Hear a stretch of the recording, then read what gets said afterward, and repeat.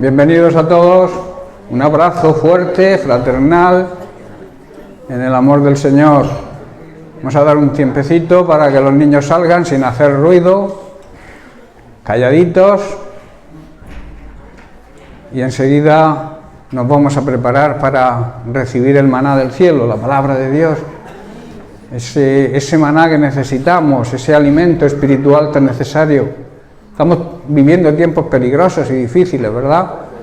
Y por tanto necesitamos que el Señor nos reconforte con su palabra, que a través de su palabra podamos coger ánimo ante tanto problema y tanta dificultad. Pero no nos quepa duda de que Dios está con nosotros. Esa es la gracia de Dios, es eso. Dios obrando en medio de los problemas. Muchos piensan que los cristianos no sufrimos o no debemos sufrir, que Dios lo soluciona todo. Y Dios, lo que yo encuentro en la Biblia, es que nos ayuda en medio de los problemas. Esa es la diferencia y la gran gracia que recibimos los hijos de Dios, que en medio de los problemas Él está con nosotros. Y los que le creemos, le seguimos y le servimos, sabemos y lo tenemos claro que Él está con nosotros. Por eso, aún en medio de los problemas, por muy difíciles que sean, el gozo del Señor está reflejado en nuestra cara, en nuestro rostro. Porque sabemos, como decía Pablo, tenemos la certeza de que cuando nos acercamos al trono de la gracia, recibimos el oportuno socorro, que quiere decir la ayuda en el momento que más lo necesitamos. Y eso es una realidad y eso es una verdad que no podemos olvidar. Los hijos de Dios, la familia de Dios, tiene un gran privilegio. Pero para eso, claro, tenemos que pertenecer a la familia de Dios. Y para pertenecer a la familia de Dios solamente hay un camino, no hay varios caminos ni varias opciones, hay una opción. Esa opción se llama Jesucristo. Esa opción se llama reconocer a Cristo como nuestro Señor y único Salvador. No hay nadie que nos pueda salvar excepto Él. Lo que Él hizo en la cruz fue precisamente eso, cargar con la maldición del pecado, cargar con todos nuestros pecados y así devolvernos, digamos, la relación perdida con Dios. Esa imagen a la cual fuimos creados, el libro de Génesis así lo dice, que fuimos creados a imagen y semejanza de Dios, pero al pecar la imagen se distorsiona. Dejamos de parecernos a Dios. De ahí la necesidad de recobrar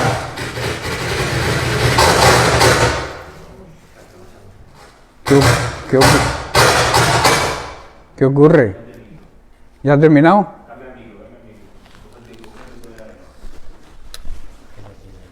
Vamos a ver. Bien. Este es el 4, creo. Bien, superando las deficiencias, las dificultades técnicas, eso. Gajes del oficio.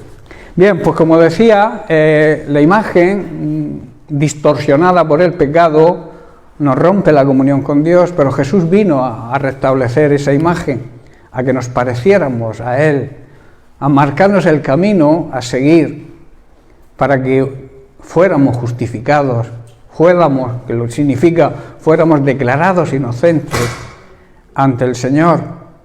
Y eso es una realidad que debemos aceptar.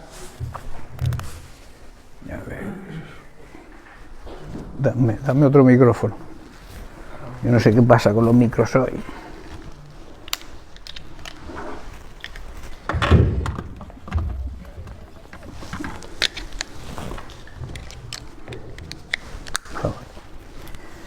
Bien, vamos a ver si pudiéramos... Bien, ahora sí se me oye bien, sin interferencia. Bien, pues vamos a seguir con dejar los inalámbricos y coger los alámbricos. Bien, pues vamos a seguir con el tema de semanas anteriores. Todos sabéis que el título es Guerra Espiritual, que estamos en una guerra espiritual totalmente. La humanidad hoy en día existe una guerra entre, digamos, las fuerzas del mal y el ejército de Dios, el ejército del bien. Es una batalla de fe, es una batalla que solamente podemos vencerla por fe, pero los cristianos somos hombres y mujeres de fe, y entonces significa creer en Dios y no creer las mentiras del diablo. Por eso es una lucha entre la verdad, que es Cristo, que es su palabra, que es la transparencia, que es la santidad, en contra de la mentira, del pecado, de los engaños, de las artimañas que el diablo quiere para no hacernos daño, porque él no quiere hacernos daño, él quiere destruirnos. Él quiere destruir nuestra vida aquí en esta tierra y también nuestra alma, destruirla enviándola a donde está él, al infierno. Por tanto, es una lucha de luz contra las tinieblas. En esta lucha hay que saber que la luz siempre va a salir vencedora. Y decíamos que para que el enemigo no tenga base para acusarnos, condenarnos y destruirnos, son necesarias algunas cosas, hay que dar algunos pasos. El primero que estamos estudiando es el arrepentimiento. Es necesario en la vida cristiana, es nuestra responsabilidad, porque todos somos pecadores, la Biblia así lo enseña y lo dice. Por tanto, todos tenemos la necesidad de arrepentimiento. No vale con decir soy buena persona, no robo, no mato y por tanto no tengo de qué arrepentirme. La Biblia dice otra cosa, dice que todos somos pecadores. Todos hemos infringido alguna ley de Dios, todos. Por eso la necesidad del arrepentimiento. También que necesitamos la paz con Dios y la paz de Dios en nuestra vida. Y digamos que el arrepentimiento es el primer paso para conseguir esa paz, porque nuestro Dios es un Dios de paz y nosotros, al ser sus hijos, también debemos vivir en paz y procurar que la paz reine entre nosotros y también en todos aquellos que nos rodean. A nosotros se nos ha delegado el ministerio de la reconciliación. Tenemos un trabajo que hacer, que es estar reconciliados entre nosotros, estar reconciliados con Dios y reconciliar a las personas con Dios. La Biblia habla que de eso se le llama ser pacificadores. Y las personas pacificadoras, la Biblia dice que son felices, dichosas y bendecidas. Por eso hemos visto a lo largo de estos estudios de estas semanas que Dios es el único Dios verdadero y que Él busca, procura y desea nuestra paz, porque nos ama y Él quiere lo mejor para nosotros. Estuvimos hablando de la paz dentro de la Iglesia, un capítulo que lo tratamos profundamente. También hablamos de la falta, y comenzamos a hablar de la falta de paz en el mundo. Para la Iglesia tenemos una gran promesa, que tenemos que aferrarnos a ella. La promesa está en el libro de Romanos, capítulo 16, verso 20, donde se nos promete, dice, y Dios, el Dios de paz, aplastará en breve a Satanás bajo vuestros pies. Tremenda promesa, ¿verdad? Y dice que bien pronto, en breve. Y dice, la gracia de nuestro Señor Jesucristo sea con vosotros.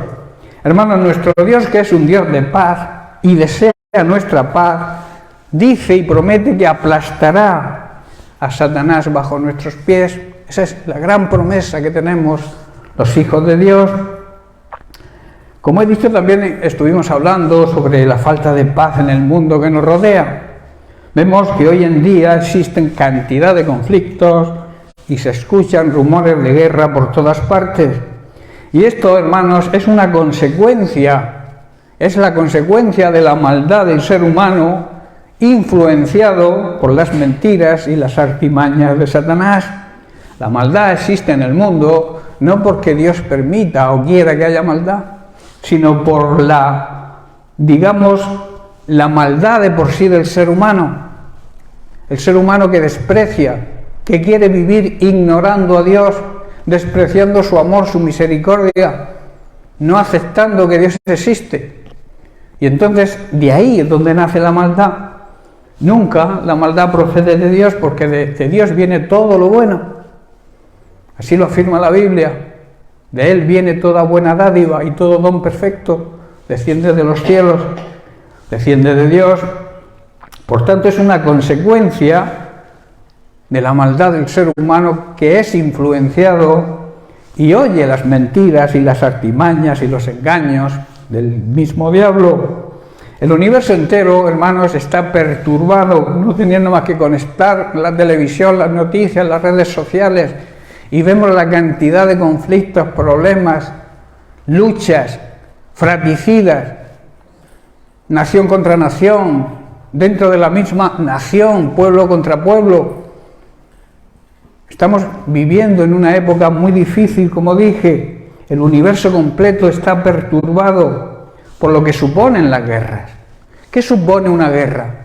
Sufrimiento, terror, temor a la muerte, temor a la pérdida de seres queridos, angustia, dolor, destrucción. Todo eso es lo que provoca la guerra, la maldad del ser humano. Únicamente, hermano, Jesucristo puede resolver el problema de esta guerra continua y restablecer la paz en este mundo de maldad. Pablo dijo en Efesios capítulo 2, verso 14, que Él es, Jesucristo es nuestra paz. Cuando tenemos a Jesucristo, tenemos la paz de Dios. La paz con Dios, porque arreglamos cuentas con Él a través del arrepentimiento, y luego la paz de Dios reinando en nuestras vidas. Esa paz que el mundo no entiende porque no le conoce, pero nosotros que le conocemos tenemos esa paz, o deberíamos tenerla si no la tenemos. Si no tienes la paz de Dios en tu corazón, aún en medio de los problemas, que me dirás, sí, pero es que ¿cómo voy a tener paz si tengo problemas? En medio de los problemas, claro que puedes tener paz. Esa paz es la que no entiende el ser humano, porque la paz que ofrece el mundo desaparece cuando aparecen los problemas, pero nuestra paz es una paz eterna, porque todo lo relacionado con Dios es eterno, y la paz de Dios que tenemos los hijos de Dios está en medio de cualquier problema. Por muy grande que tú veas el problema, Dios es más grande que ese problema, y Él tiene la solución. Quizá tú quieras solucionarlo por tus medios. No seas egoísta, no seas orgulloso y acepta la ayuda de Dios, porque es la mejor ayuda, ¿verdad? En Juan capítulo 8, verso 44, el propio Jesús nos habla sobre el porqué y el origen de estas guerras y quién es en realidad quien las provoca. Dice así: Él, refiriéndose a Satanás, ha sido homicida desde el principio y no ha permanecido en la verdad, porque no hay verdad en él. Dice, cuando habla mentira, de lo suyo habla, porque es mentiroso y padre donde se engendra la mentira. Hermano, el diablo ha sido, es y será asesino siempre, y un asesino destruye y mata. Y siempre ha odiado la verdad, siempre ha odiado a Cristo, y por tanto el diablo te odia a ti como cristiano y seguidor de Cristo. Eso es lo que debes saber sobre él, pero también debes saber que Cristo le venció, y esa victoria nos corresponde a nosotros, pero tienes que apropiártela por fe. Tienes que decir, lo que Jesucristo hizo en la cruz hace 2000 años, a mí me está dando vida hoy. Me está sirviendo para seguir adelante en medio de las circunstancias, por difíciles que sean. Cuando alguien viene con problemas y yo le suelo decir una frase, dice, a Noé le vas a hablar tú de la lluvia, ¿verdad? Porque todos tenemos problemas. Claro, cada uno considera su problema como el mayor problema, pero la Biblia nos enseña que miremos hacia atrás. Aquellos que iban recogiendo espigas, ¿verdad? Y se quejaban de lo poco que cogían, pero no se daban cuenta que detrás de ellos venían otros para recoger lo que ellos no querían. Siempre hay casos o problemas superiores a los nuestros. Y yo te digo algo importante: cuando tú te preocupas, te ocupas del problema de los demás, Dios se ocupa del tuyo. Eso es una ley espiritual. Cuando tú oras por un enfermo y tú estás enfermo y tú oras con intensidad, fervientemente para que esa persona se sane, tú eres la primera en sanarte. Eso así se cumple. Cuando tú oras para que Dios cubra la necesidad de un hermano y tú como tú puedas, en tu poca, a veces tenemos poco y decimos, ¿cómo voy a ayudar si tengo poco? Pues en la manera que tú puedes ayudar, cuando tú ayudas, recibes la ayuda de Dios. Por eso no debemos ser rácanos, tacaños. No tengo, no llego a fin de mes, no ofrendo. ¿Por qué si ofrendo no llego a fin de mes? Yo te digo algo, si no llegas a fin de mes es porque no ofrendas. Porque a Dios hay que darle lo suyo. Y cuando le damos lo suyo, cuando diezmamos y ofrendamos, estamos dándole algo que es suyo. O sea, no es, la Biblia, los cristianos muchas veces dicen, le devolvemos a Dios. No le está devolviendo nada. Le estás dando lo que es suyo. Lo que la Biblia dice que le pertenece a Él. Y si le pertenece, no le estás dando nada. Tuyo, porque es de Él. No sé si entendéis. Entonces detrás de eso viene la bendición de Dios. Porque la bendición de Dios se va cuando no somos fieles a Dios. Y Dios bendice y Dios honra a aquellos que le honran a Él. La Biblia dice, honra a Dios con tus bienes. ¿Sabéis que todo lo que hay en la tierra le pertenece a Dios? En el Salmo 24, versículo 1 podéis encontrar eso. La tierra y su plenitud y todo lo que existe en la tierra le pertenece a Dios. Él es el dueño. Nosotros somos administradores de su riqueza. Y debemos ser buenos administradores y cumplir con los preceptos bíblicos que nos marca el mismo Dios. Porque la Biblia, aunque la escribieron personas, seres humanos, fueron personas que fueron inspirados por el Espíritu Santo. O sea que en realidad quien escribió la Biblia fue el Espíritu Santo. Porque si a mí alguien me dice, escribe lo siguiente, y yo voy escribiendo, no soy yo quien escribe, es la persona que me dicta lo que debo escribir, ¿verdad? Pues con la Biblia ocurrió así. El Espíritu Santo trajo revelación a personas normales como tú y como yo para escribir la mente de Dios, los deseos de Dios, las leyes de Dios, los parámetros que Dios pone para que nosotros nos vaya bien. ¿Estoy comprendiendo, hermano?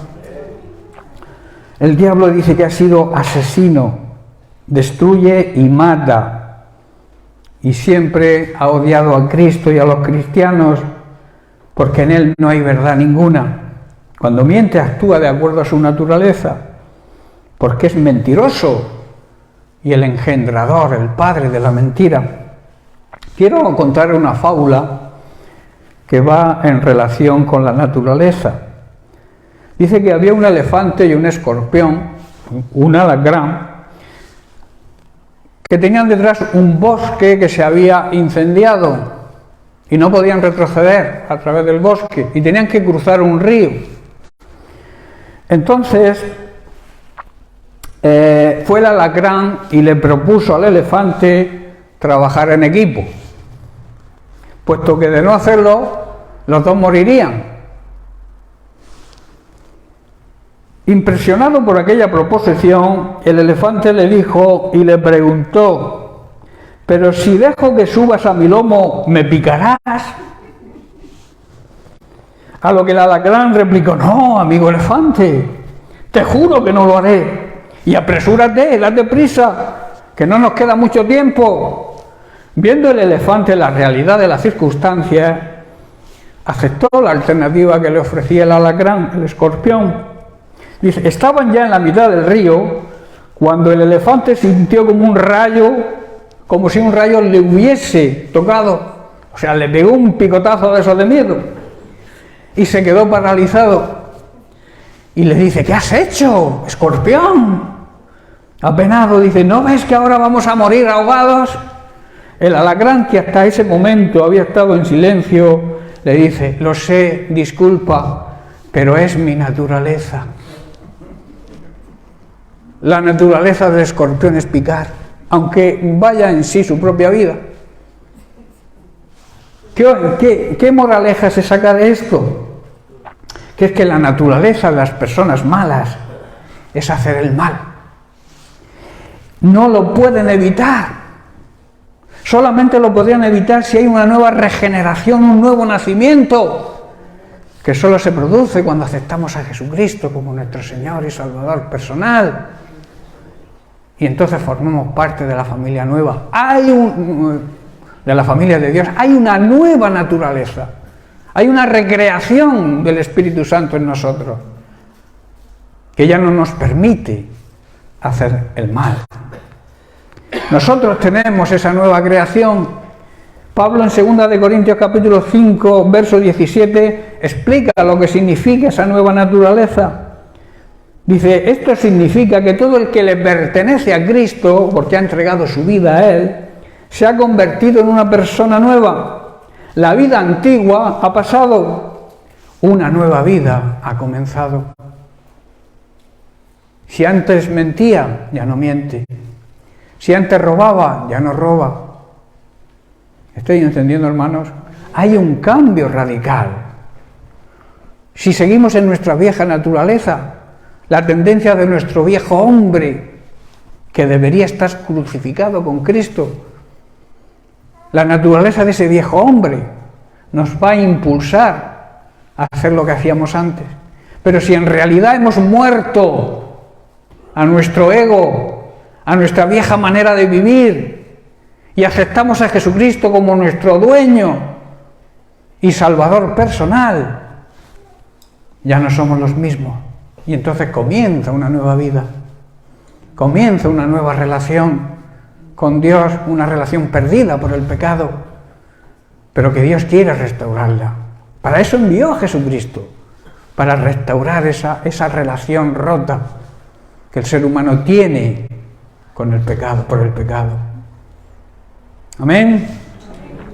Por tanto, nosotros tenemos la certidumbre, la seguridad de que la vuelta del Señor nos da la certeza de que pronto la paz reinará sobre toda la tierra. Cristo, que es nuestra paz, reinará con nosotros sobre la tierra, hermanos, y esto es una gran promesa. Lo mismo que aplastará en breve a Satanás bajo nuestros pies, nos promete que reinará con nosotros sobre esta tierra. En Apocalipsis 22, versículos 3 al 5, Jesús le declara a Juan lo siguiente. Dice, ya no habrá más maldición sobre ninguna cosa, porque allí estará el trono de Dios y del Cordero, y sus siervos le adorarán. Hermanos, cuando Cristo regrese, se acabará toda maldición. Ya no habrá más maldición sobre la tierra nueva que Él creará para nosotros, porque donde está establecido su reino, no puede haber maldición. Si tú has establecido el reino de Dios en tu hogar, en tu vida, tú no tienes maldición. Tú lo que tienes es bendición de Dios. Amén. Pero para eso tienes que el reino de Dios sea establecido. ¿Qué significa establecer el reino de Dios? Dejar que Dios gobierne tu vida. Amén. Lo mismo que nos sometemos a los reyes de las naciones. Y ellos supuestamente cuidan de nosotros. De aquella manera. Cuando nosotros nos sometemos a Dios, Él nos cuida de verdad. Pero tenemos que aceptar su autoridad y su soberanía. Soberanía significa la máxima autoridad, que no hay autoridad por encima de Él. Cuando nosotros aceptamos su soberanía, todo nos va bien, aún en medio de los problemas, porque los problemas van a existir siempre. Pero yo te digo algo, lo mismo que la vida se termina, que es efímera, los problemas también se acaban, porque lo promete Dios, ya no habrá más. Cuando Él regrese no habrá más maldición. En el cielo no hay maldición, ¿verdad? En el cielo no hará falta huir del pecado porque no habrá pecado. Está la luz, la verdad, la transparencia de Dios y de aquellos que hayan sido salvos. Verán, dice el versículo 4, verán su rostro y tendrán su nombre escrito en la frente. Veremos el rostro de Dios, hermanos, y tendremos un nuevo nombre escrito en la frente. Esto habla de nueva identidad. Dejaremos de ser lo que éramos aquí en la tierra para disfrutar en la presencia de Dios por la eternidad. Versículo 5, dice, allí no existirá la noche, no habrá necesidad de la luz de lámparas ni de sol, porque el Señor Dios brillará sobre ellos, y ellos, nosotros, reinaremos por siempre y para siempre. Hermanos, en ese momento, en su reino ya no va a existir la noche y lo que simboliza la noche. La oscuridad, las tinieblas, la ignorancia, el pecado, todo eso ya no va a existir, porque la luz, la verdad, la sabiduría, la santidad, la transparencia de Dios nos alumbrará. Y esta es la gran promesa, hermanos, reinaremos con Él por toda la eternidad. ¿No te emociona, hermanos, esa gran promesa? ¿No te impulsa a cambiar de vida? ¿No te impulsa a hacer un alto en el camino y decir, hasta aquí? Y ahora me voy a dejar gobernar, dirigir por el Señor. Que cuando estamos bajo su autoridad, bajo su cobertura, bajo sus alas, como dice el Salmo 91, ahí estaremos seguros, porque Él nos cuida, Él nos protege con sus alas. Yo cuando leo este salmo recuerdo, y lo digo siempre, a una gallina cuando abre sus alas para que los polluelos se metan debajo. Pero siempre hay unos polluelitos de estos que dicen, bueno, yo me voy por ahí. Corre mucho peligro ese polluelo, porque la culebrita está por ahí para, en el momento en que se descuide, se lo zampa, como decimos los murcianos.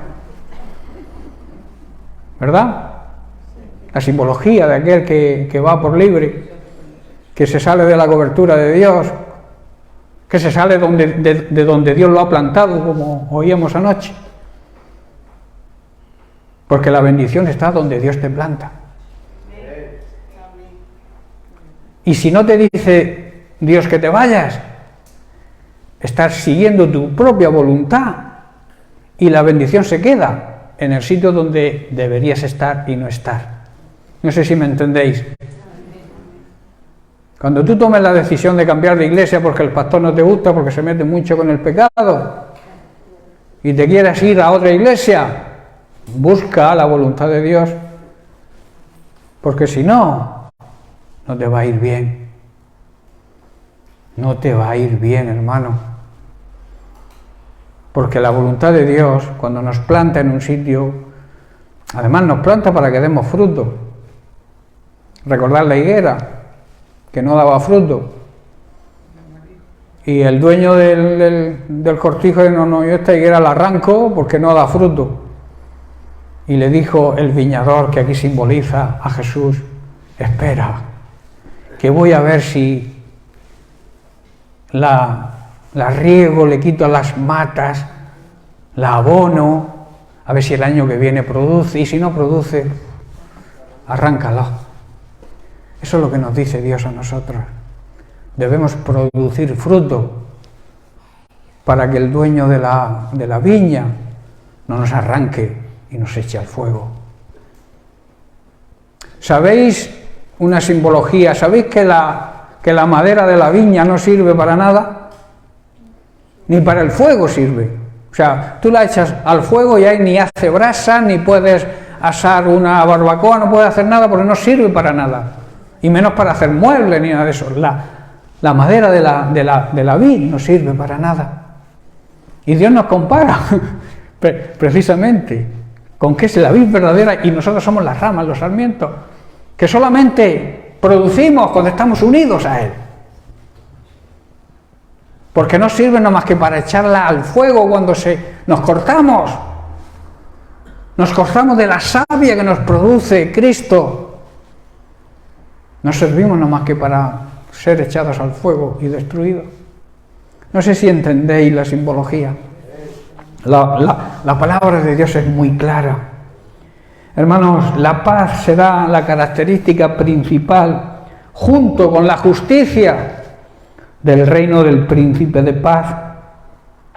Quiero hacer énfasis repitiendo un versículo que antes he nombrado en Mateo capítulo 5, verso 9, donde Jesús promete y nos dice: bienaventurados los pacificadores, porque ellos serán llamados hijos de Dios.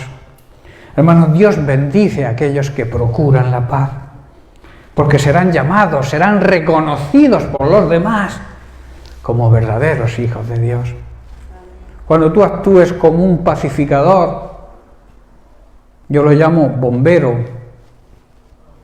cuando tú apagues fuego de verdad y no lo incendies echando más gasolina, entonces dice la Biblia que Dios te va a bendecir.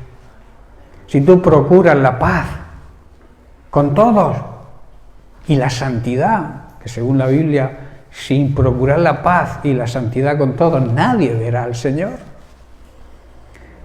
Nadie verá al Señor actuando en su vida aquí en la tierra, ni tampoco le verá en la eternidad. Por eso es necesaria la paz y la santidad. Van juntas, van de la mano. Bienaventurados aquellos que procuran la paz, hermanos. La pregunta es, ¿tenemos paz? ¿Vivimos en paz? Amén. Cristian, me creo que vive en paz. ¿Nadie más vive en paz? Yo te haría una pregunta personal que no quiero que me contestes, sino que te la hagas a ti mismo. ¿Estás satisfecho con la clase de vida que llevas?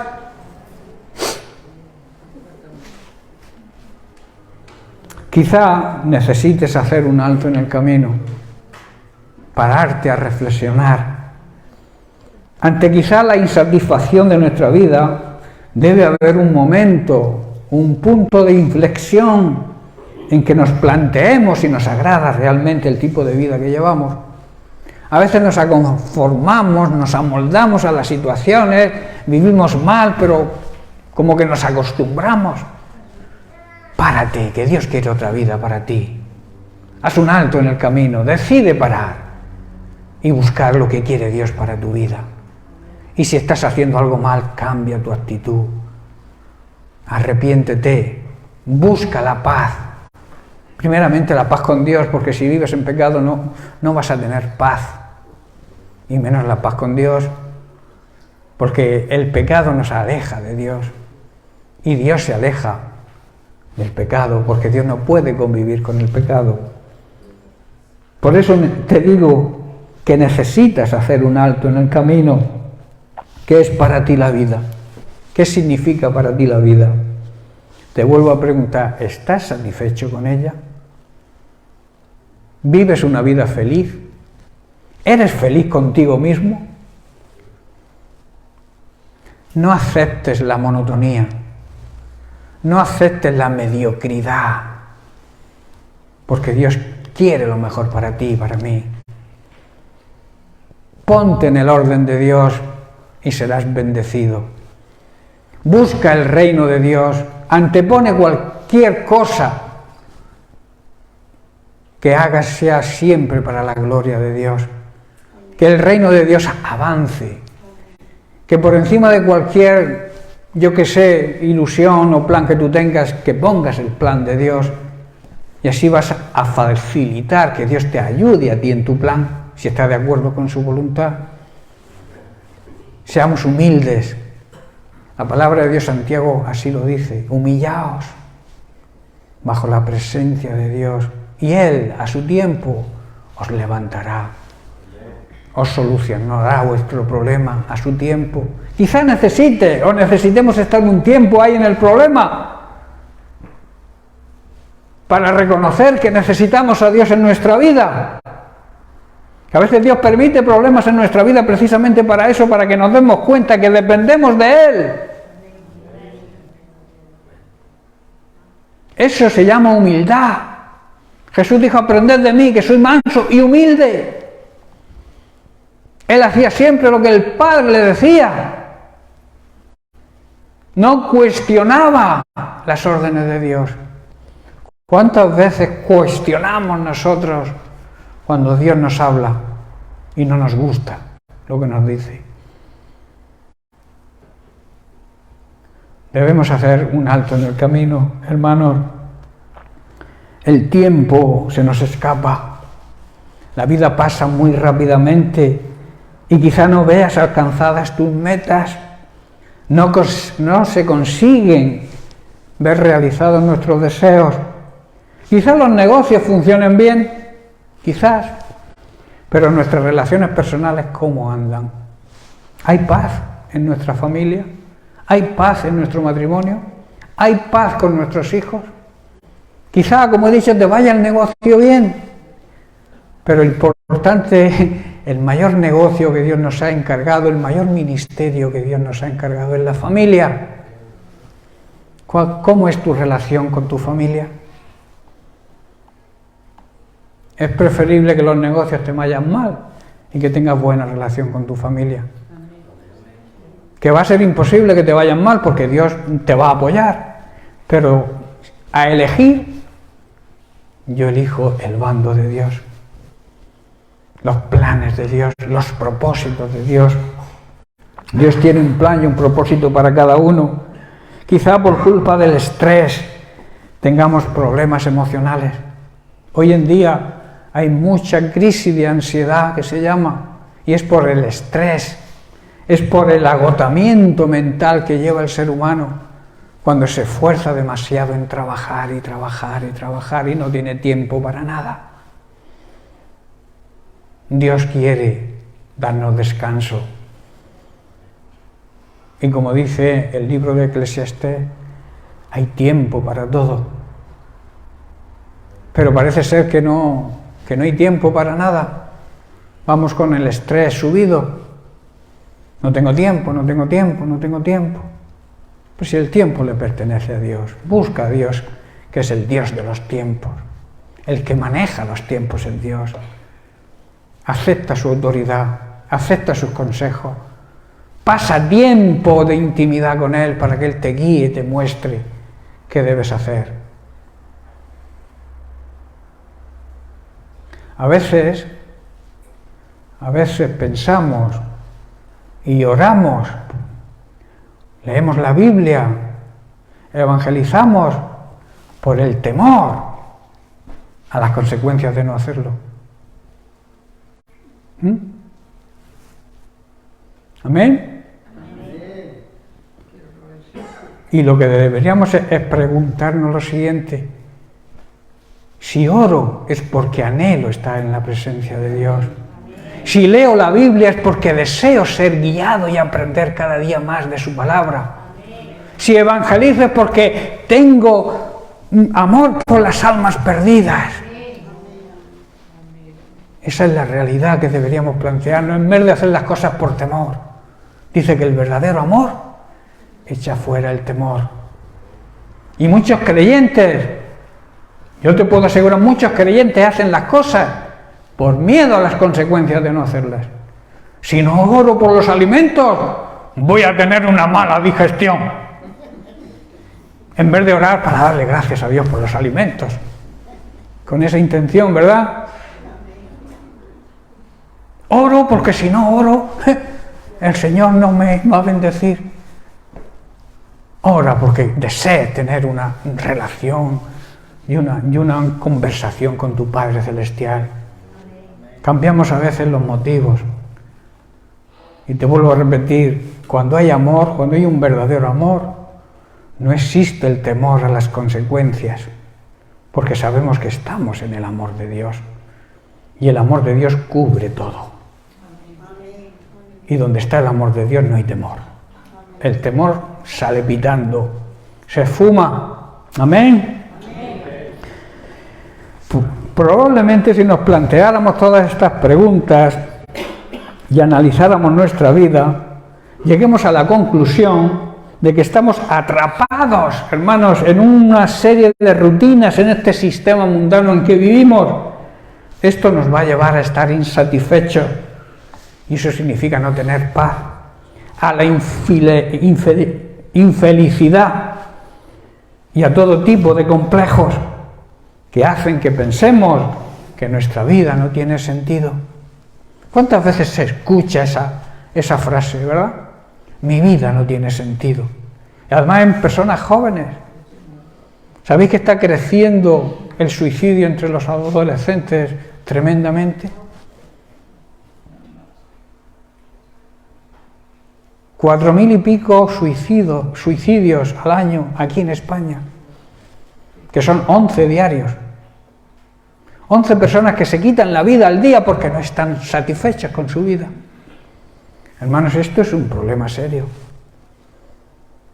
Mueren más suicidándose que en accidentes de tráfico.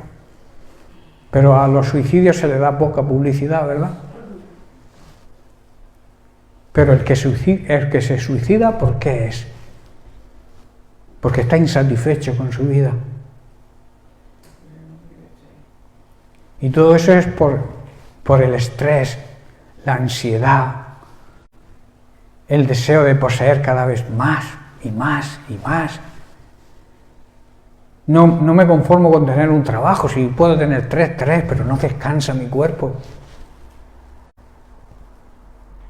Hermanos, Dios nos ha regalado un día con 24 horas.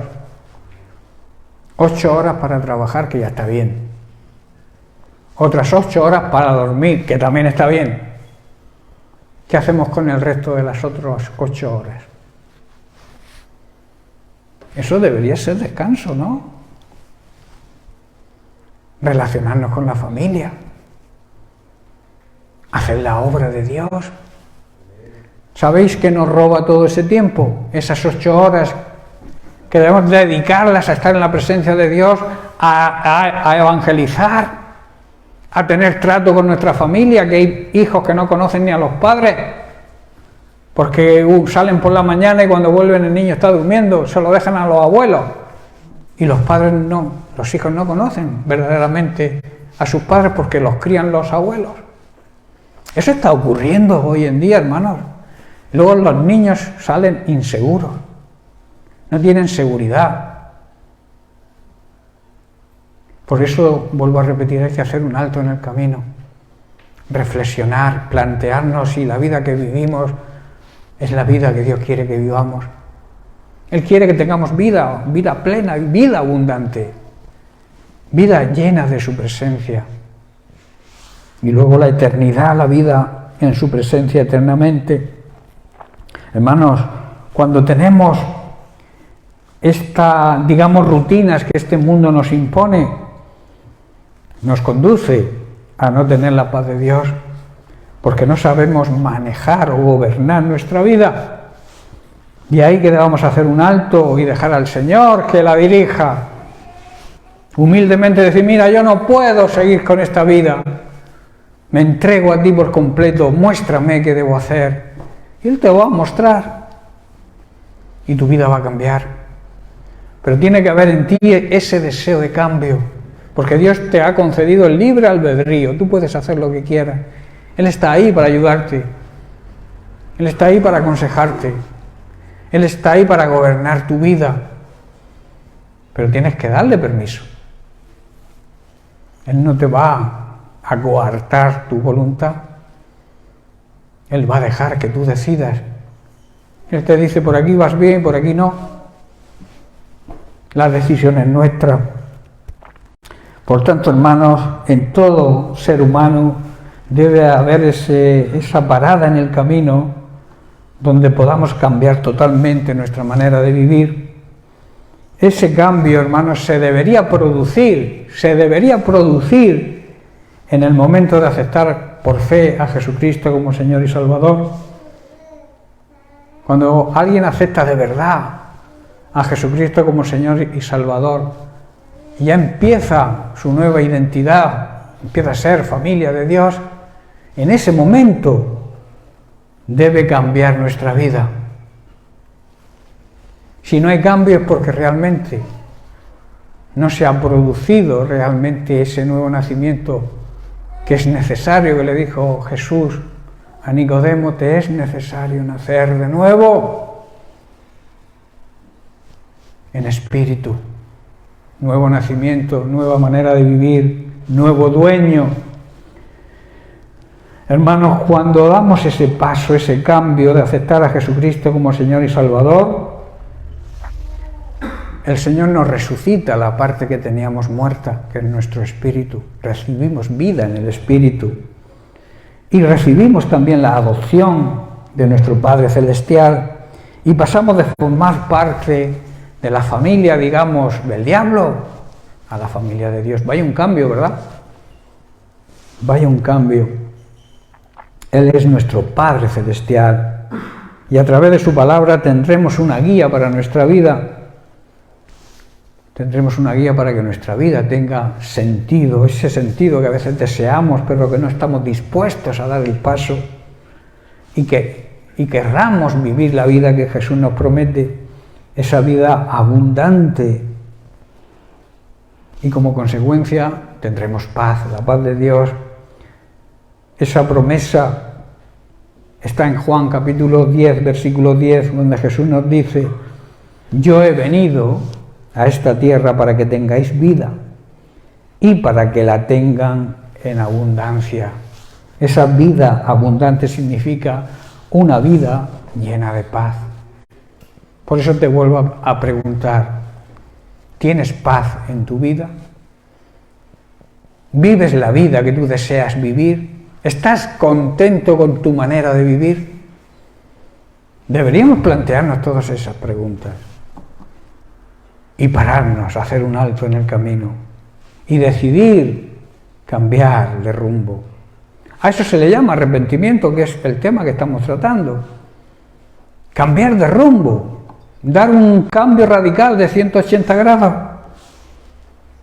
Y el Señor nos va a ayudar a hacerlo, claro que sí, pero te deja tomar la decisión. Yo suelo decir que las primeras palabras en el ministerio de Jesús, cuando Él empezó, cuando Él salió de la tentación del desierto y fue ungido por el Espíritu Santo, recibió la unción del Espíritu Santo, sus primeras palabras fueron: arrepentíos, porque el reino de Dios se ha acercado. El arrepentimiento es la base del perdón. Si no hay arrepentimiento, no hay perdón. ¿Estáis comprendiendo, hermanos? Hermanos, solo tenemos una vida aquí en esta tierra y deberíamos aprovecharla, ¿verdad? Jesús entregó su vida para salvarnos. ¿Para salvarnos de qué? De la condenación eterna. Y darnos a todos aquellos que hagamos ese alto en el camino una vida plena y abundante. La verdadera vida, un anticipo de la vida eterna aquí. Esa es la vida realmente, hermanos, que merece la pena vivir. La vida eterna es la vida que perdura siempre. Porque la vida física, tarde o temprano, todos los que nacemos estamos condenados a muerte. ¿O no? ¿Hay alguien que se crea que va a ser eterno aquí en esta vida? Si tú has nacido, estás condenado a muerte física. Pero también si has nacido de nuevo, estás condenado a la vida eterna. Qué tremenda paradoja, ¿verdad? Porque hay eternidad en vida, la vida eterna, y eternidad de muerte, la condenación eterna, que también existe. ¿Os imagináis toda la eternidad sufriendo en el infierno? Porque hablamos que la vida eterna es muy bonita, la presencia de Dios, pero ¿y si no vivimos de acuerdo a la palabra de Dios y lo que tenemos, en vez de vida eterna, tenemos condenación eterna? ¿A dónde vamos? Cuando estemos en ese sitio que ya no habrá punto de retorno, no habrá punto de inflexión, cuando llegues ahí ya no puedes hacer nada. Será tremendo, ¿verdad?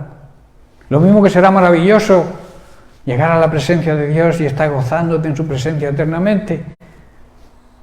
Qué triste va a ser lo contrario. Por eso yo te animo, hermano, a parar en el camino, ver si la vida que llevamos está de acuerdo a la palabra de Dios, y si no, cambiar. Hoy en día tenemos la Biblia, la palabra de Dios, tenemos maestros que nos enseñan. Vamos a aprovechar, porque la enseñanza no es para, digamos, aumentar el intelecto, sino para ponerla por obra. Porque la medicina, si no la tomamos, no hace efecto. Y la palabra de Dios, si no la obedecemos, tampoco va a producir nada. Serán palabras escritas en un libro. Y como yo suelo decir, la palabra de Dios tiene que estar escrita en nuestro corazón.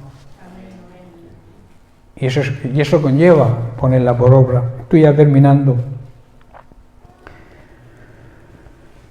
Jesús nos dijo y nos invita: venid a mí todos los que estéis trabajados y cargados, y yo os haré descansar. Llevad mi yugo sobre vosotros y aprended de mí, que soy manso y humilde de corazón, y entonces hallaréis descanso para vuestras almas.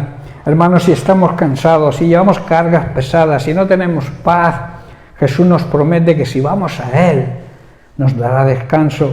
Para eso debemos unirnos a Él. Jesús mismo dijo que separados de Él, ¿qué? Nada podremos hacer. Debemos dejar también que nos enseñe. Su palabra está llena de sabiduría divina. Así aprenderemos de Él la humildad y el dominio propio que siempre demostró. Jesús siempre demostró ser humilde y controlar. Y entonces encontraremos el descanso y la paz que es necesaria, y sobre todo en este tiempo que estamos atravesando. Amén. Bien, pues lo dejamos aquí y seguiremos la semana que viene. Bendiciones.